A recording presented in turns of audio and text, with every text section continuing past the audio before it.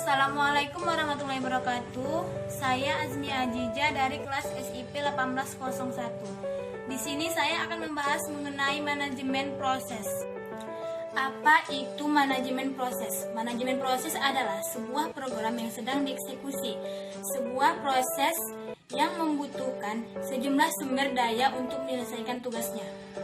Sumber daya tersebut dapat berupa CPU time, alamat memori, berkas-berkas, dan perangkat-perangkat masukan dan keluaran. Hal-hal yang berkaitan dengan proses yaitu satu, multiprogramming, yaitu sebuah manajemen yang dapat dinyatakan dalam suatu pemrosesan.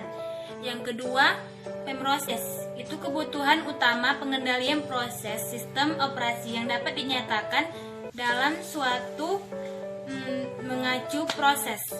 Yang ketiga, diagram state dasar, yaitu status yang berproses atau bagian keadaan proses yang memiliki 3 elemen. Contohnya seperti 1, running atau cara kerjanya.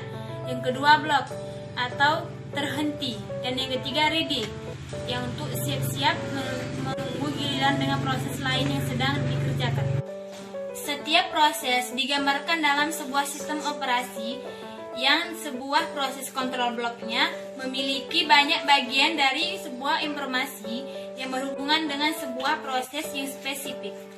Memiliki bagian seperti status proses, yang di dalamnya ada bagian lagi yang termasuk dia now, ready, waiting, halt, dan juga banyak lainnya. Yang kedua, dia program counter, yaitu suatu stack yang berisi alamat dari instruksi yang untuk dieksekusi dalam proses itu.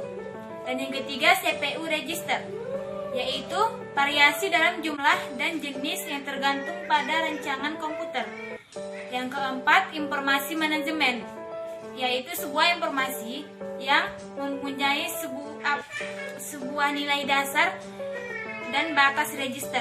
Dan yang kelima, informasi pencatatan, yaitu sebuah informasi yang termasuk dalam sejumlah dari CPU dan waktu real yang digunakan batas waktu, jumlah, dan job atas suatu proses. Sistem operasi juga memiliki tanggung jawab dalam aktivitas-aktivitas yang berkaitan dengan manajemen proses, seperti 1, membuat dan menghapus proses pengguna dalam sistem operasi. Yang kedua, menunda atau melanjutkan proses. Yang ketiga, menyediakan mekanisme untuk sebuah proses sinkronisasi. Yang keempat, menyediakan mekanisme untuk proses komunikasinya. Yang kelima, menyediakan mekanisme untuk penggunaan deadlock. Di dalam sistem operasi, manajemen utama juga memiliki tugas untuk mengatur bagian dalam memori yang sedang digunakan dan mengalokasikan jumlah dan alamat memori yang diperlukan, baik untuk program yang sedang jalan ataupun sistem operasi itu sendiri. Tujuannya untuk memanajemen memori utama agar CPU meningkat, dan di dalam sistem operasi, memori virtual juga memiliki mekanisme untuk menjadikan ruang kosong dari disk sebagai alamat memori virtual, sehingga prosesor bisa menggunakan memori virtual itu seolah-olah sebagai memori utama. Sistem komputer modern juga memiliki arti yang ada di komputer yang disusun dengan tingkatan, kecepatan, dan kapasitas yang berbeda.